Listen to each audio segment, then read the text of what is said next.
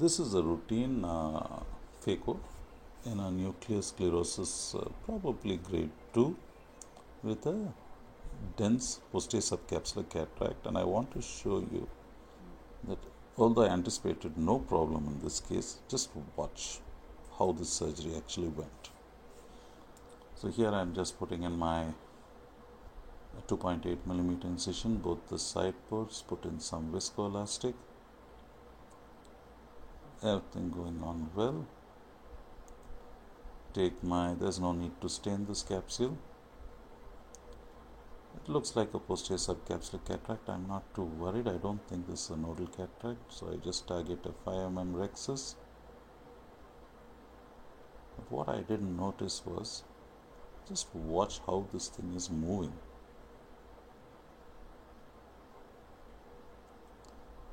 Anyway, that's the rhexis done. I go ahead and do the hydrodissection. Look how that hydrodissection wave went, and this got me worried. I'm not very sure now. It's almost behaving like a posterior nodal cataract, so I do just check whether the nucleus is mobile. It is mobile. Looks like all is well.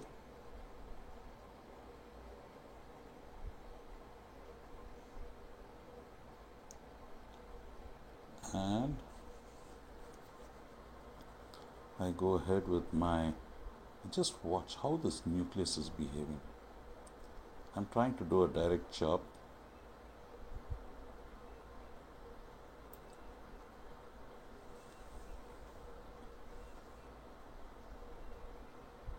I've got a good direct chop, no problem there.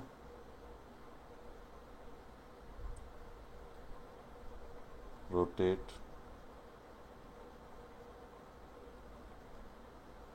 And every now and then I'm getting, this doesn't normally happen to me. Just watch that pupil. It's almost like a small surge, as if that whole nucleus is jumping up and down. So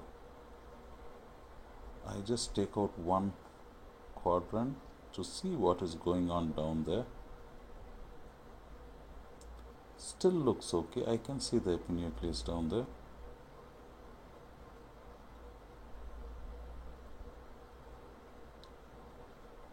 Just bringing out just the nucleus, pushing back the epinucleus. I don't want the epinucleus out as yet.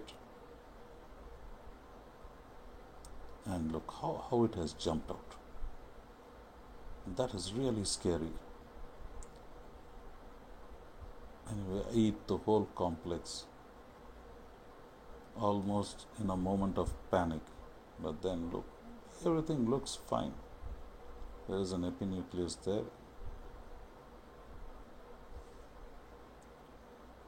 That's not such a great maneuver. However, no harm done. I come out, I go in with my bimanual.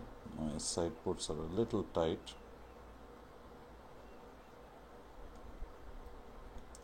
And I'm watching that posterior capsule very carefully. And it's now that I realize actually that capsule is very loose. So probably part of the zonules are actually weak.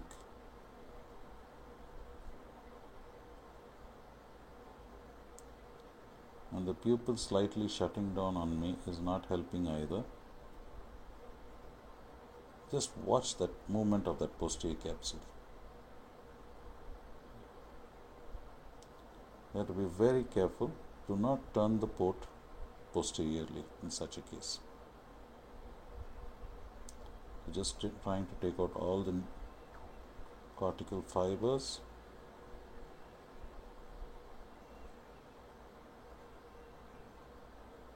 Just switch hands, take out the rest, and I decide there's no way I'm going to polish this capsule with the bimanual.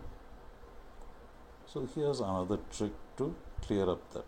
I just take my visco and keep injecting, and with the tip of the cannula itself I keep polishing it, almost literally scraping off these cells from the posterior capsule. and it works. This is a very loose capsule. If you try to do any sort of vacuum method on it, you definitely will bring up the whole capsule. So once I have pushed it, it's still attached. There's a sheet attached there, although it's been lifted off the posterior capsule. I then take my hydrodissection cannula and just aspirate it slowly. And this is a very effective method in handling these sort of posterior capsular opacities.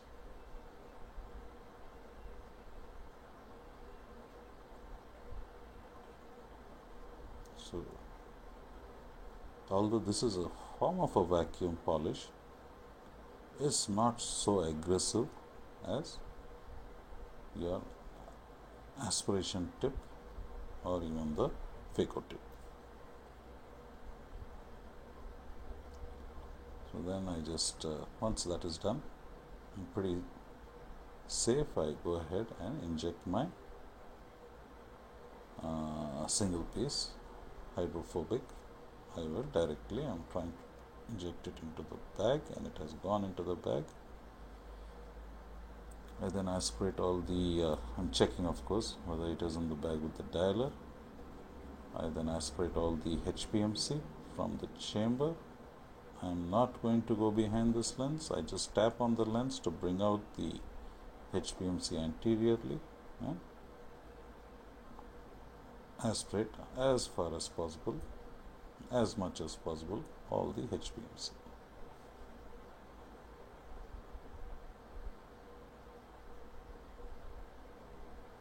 So the point of interest is basically the handling of that posterior capsular opacity and the nucleus. I then hydrate the wounds, put in my intracameral antibiotic and close shop.